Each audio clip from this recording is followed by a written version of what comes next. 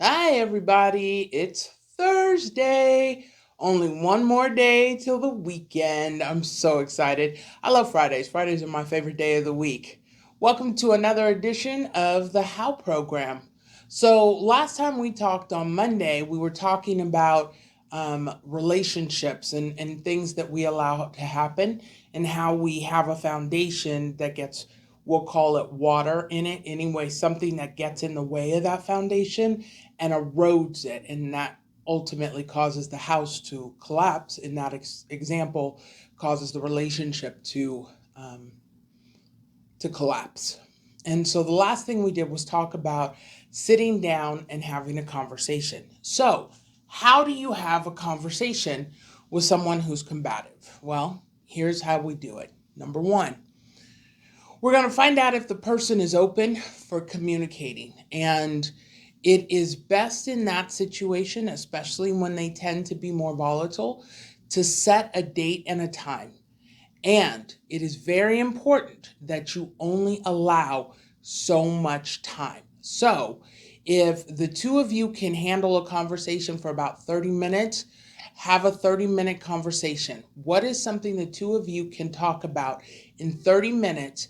Get it done and move on to a new topic or a new thing, and is not going to leave the relationship in a worse place. The next deal or the next idea is this.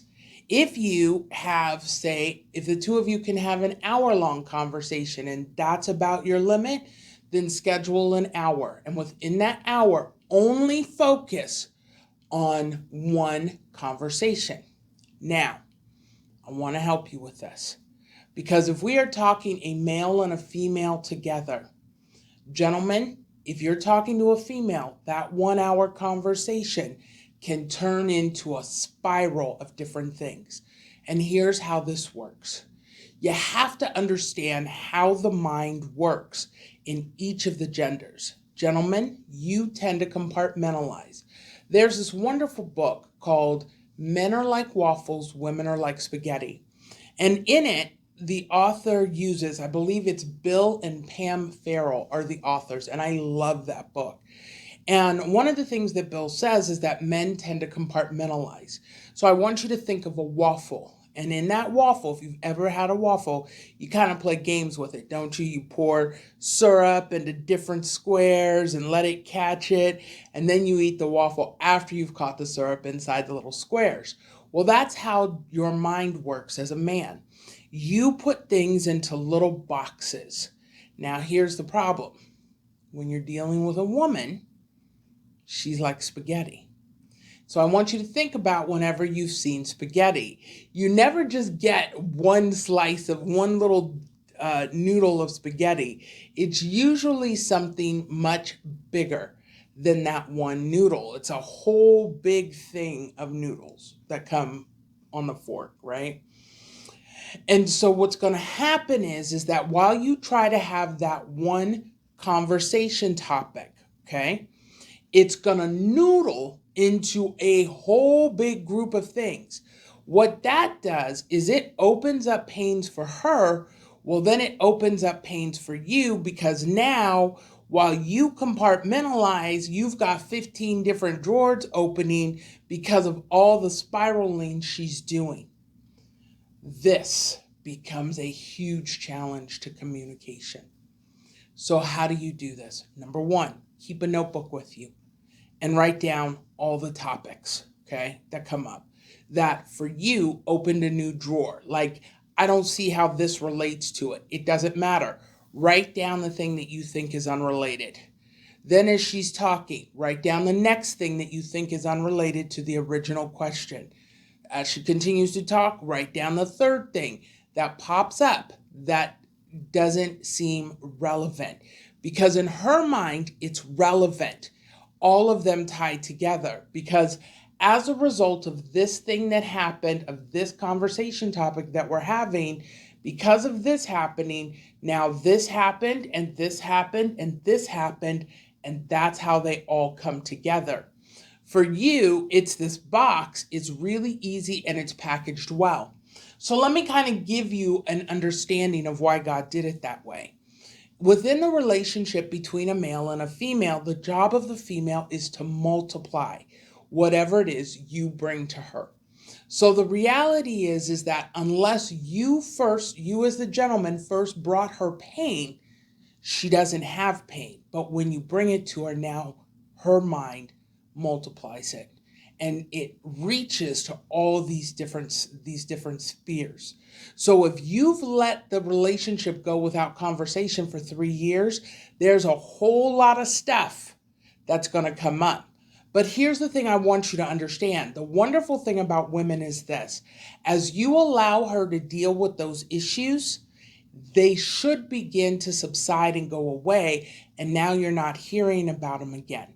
When women are not able to deal with the issues that they face, now we're talking about the average woman.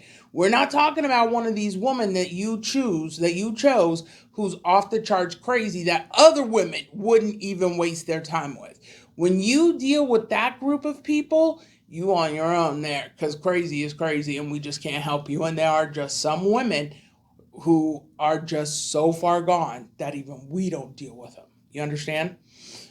So what I want you to do is I want you to write down the things as I shared, but I want you to keep in mind that as you're trying to have this conversation, you're listening for the things. When she gets to a moment that she stops talking, so your first hour conversation may not go well.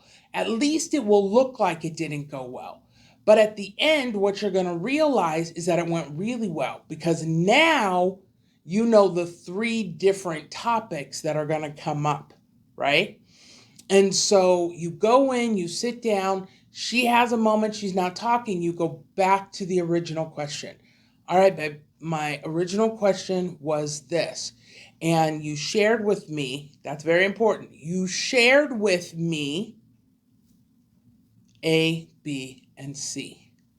So can we go back to the original topic and let's work out kind of how we saw whatever the situation was, how we saw that unfolding, what we could have done better, whatever the original point of the conversation was. And what that should do, now that she's gotten that out, is allow her the room to come back. If it opens the door and now you've got more issues coming, write down those issues. Just write them down. And there are some of them that are going to strike a chord in you and you're going to get angry about. Hold that. Hold it. Because right now you're trying to get to the core issue, whatever that is in that topic. So let me give you an example. A client of mine had a spouse, and that spouse hated conversation. And he was the kind of guy who would do these things. And because he was one of those scaredy cat guys who was like afraid of his own shadow, what he would do is he would do something, cause her pain, and then run away and not have to deal with it. Well, the problem with that for her became, you're leaving all of this stuff open. Like, why do you keep leaving it open? Let's just deal with it. But he wouldn't deal with it. Finally, the day came he wanted to sit down and talk about it. Oh boy. Now, instead of just having that one issue, he's got 72 other issues. Their first 1 hour conversation was just her unloading all the issues. When the hour ended, she still had more to say. She was so angry and so hurt by the actions he had taken. It was awful. The conversation didn't go well. He didn't handle it well, but he didn't naturally handle things well. He was a runner. So you've got to be willing, especially as men, to sit back and overcome what you have created. And I know that it looks like, oh, well, you a girl. What do you know? Let me explain something to you. I'm not your average girl. I'm not that one who's going to sit back and break down and you hurt my... No, that ain't who I am. I'm the woman who's going to come to you and say, hey, listen, I need you to look at some things. And these are the things that I want you to look at, and this is why. I didn't structure men. I did not create men, God created men. I just understand well how you as gentlemen operate. And so, within the scope of your design, most of you don't want to lose your wives. You love your wife. And so, when that is the case, you need someone who can come along and say to you, this is how you're designed, this is how she's designed, and this is where your communication is falling apart. So, what I'm doing right now is saying, hey, this is how you're designed, this is how she's designed, this is why your communication is falling apart. So, in your first hour, when you think it's not going well, now what you've done is you've created an understanding of all the areas for her that have caused a problem. And what I want you to understand is that the way you look at that is going to impact the relationship between the two of you. If you see it as a negative, what you're going to end up doing is causing a greater chasm to form between you two. It's going to weaken your foundation anymore. This is a moment of strength for you, because now what you can do is you can look at all the things that got hurt. And when you have your next conversation, you can take that time, chew on those long laundry list of things that were brought to your attention, figure out where to go from there.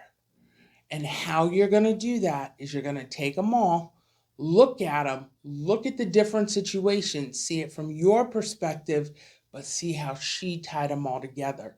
That's the real key, is if this had happened or if this hadn't happened, how would these following subsequent things not have happened?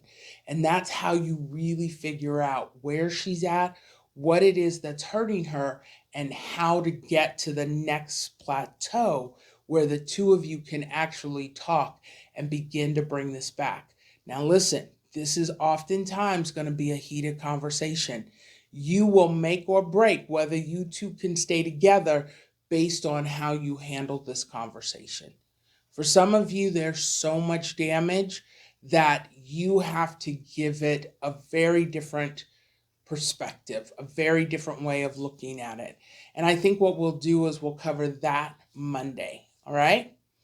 I got to run for now. Enjoy your Thursday. Enjoy your upcoming weekend. Don't party too hard on Friday. I look forward to seeing you on Saturday for Saturday morning coffee. Have a great night.